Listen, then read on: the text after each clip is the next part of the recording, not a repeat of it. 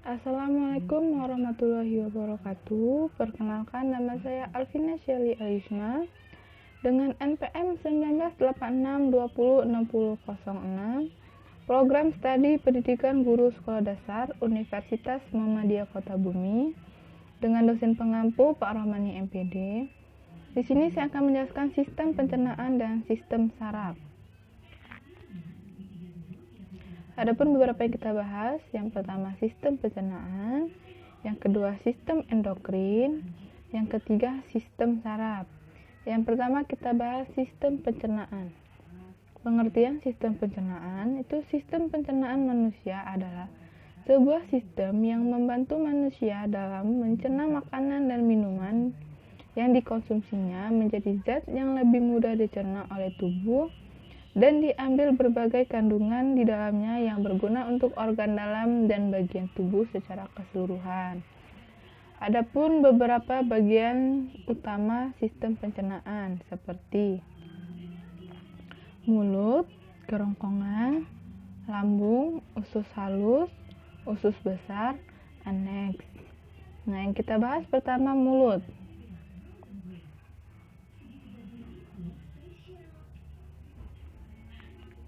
Mulut pada bagian ini tuh menjadi pintu bagi makanan dan minuman yang Anda konsumsi untuk masuk dan diteruskan kepada sistem pencernaan selanjutnya.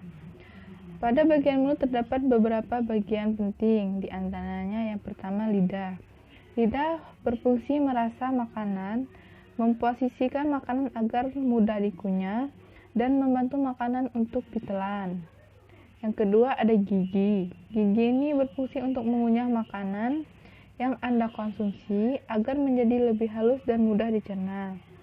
Yang ketiga ada ludah. Ludah ini yang akan membantu Anda menelan makanan dengan lebih mudah lagi dan juga berfungsi sebagai pelindung rongga mulut.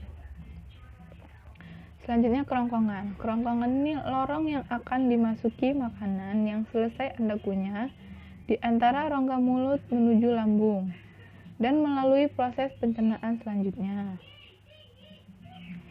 Yang selanjutnya lambung. Lambung ini atau dalam bahasa ilmiah disebut ventriculus, berbentuk seperti kantong yang menggelembung dan letaknya pada bagian kiri dalam rongga perut.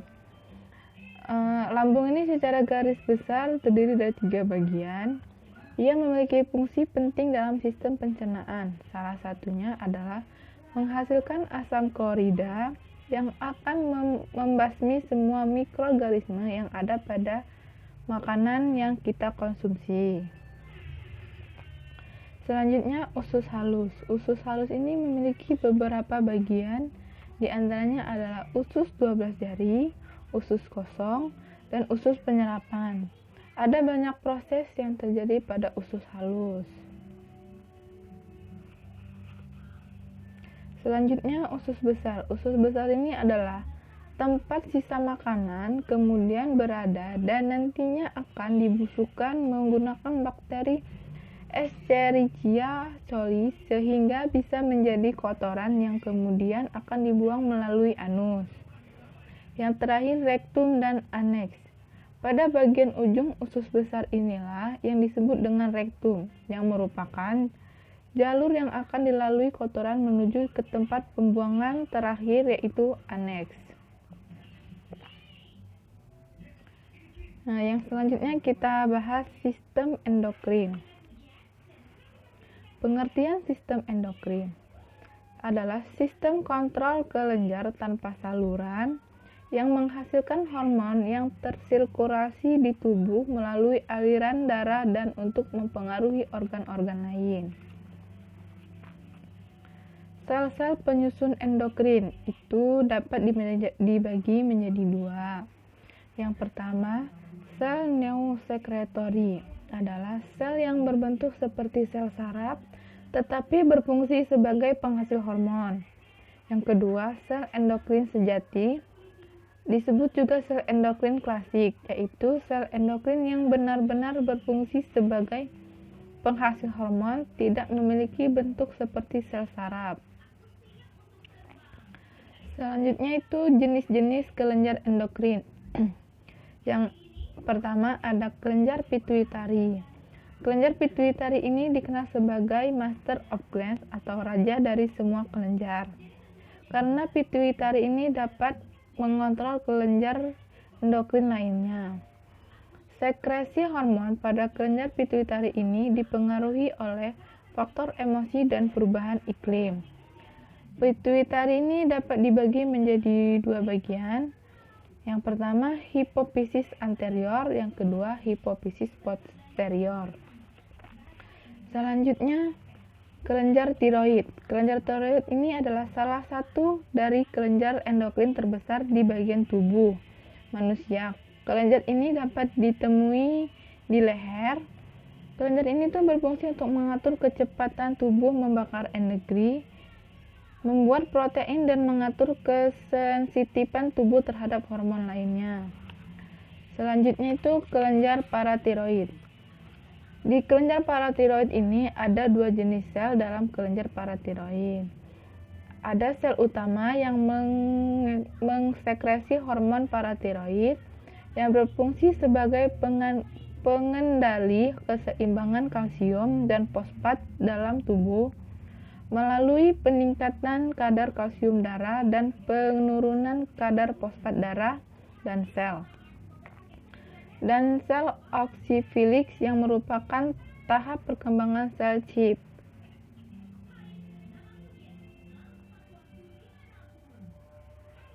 Nah, selanjutnya itu ada struktur kelenjar paratiroid seperti gambar di samping. Kelenjar paratiroid itu terdiri atas 4 masa opal kecil terletak di belakang kelenjar tiroid, satu pada masing-masing kutub atas dan bawah, umumnya terbenam dalam simpai kelenjar yang besar. Selanjutnya kita bahas pengertian sistem saraf. Sistem saraf manusia, semua yang dilakukan tubuh terhubung dengan saraf.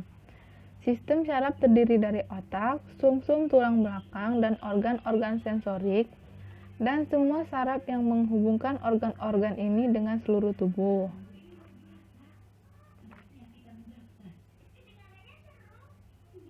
Sistem saraf itu dibagi menjadi dua. Yang pertama, sistem saraf pusat, yang kedua, sistem saraf tepi. Sistem saraf pusat itu terdiri dari otak dan sumsum tulang belakang. Sedangkan saraf tepi itu terdiri dari sistem saraf somatik dan otonom. Fungsi sistem saraf. Sistem saraf pusat berfungsi menerima informasi dari semua area tubuh dan kemudian mengkoordinasikan semua arus lalu lintas tersebut untuk menghasilkan respon tubuh. Sedangkan sistem saraf tepi fungsinya menghubungkan respon sistem saraf pusat ke organ tubuh dan bagian lainnya di tubuh Anda. Saraf ini meluas dari sistem saraf pusat ke area terluar tubuh sebagai jalur penerimaan dan pengiriman rangsangan dari dan ke otak. Sekian dari presentasi saya. Apabila ada salah kata saya mohon ampun. Wabillahi taufiq wal hidayah. Wassalamualaikum warahmatullahi wabarakatuh.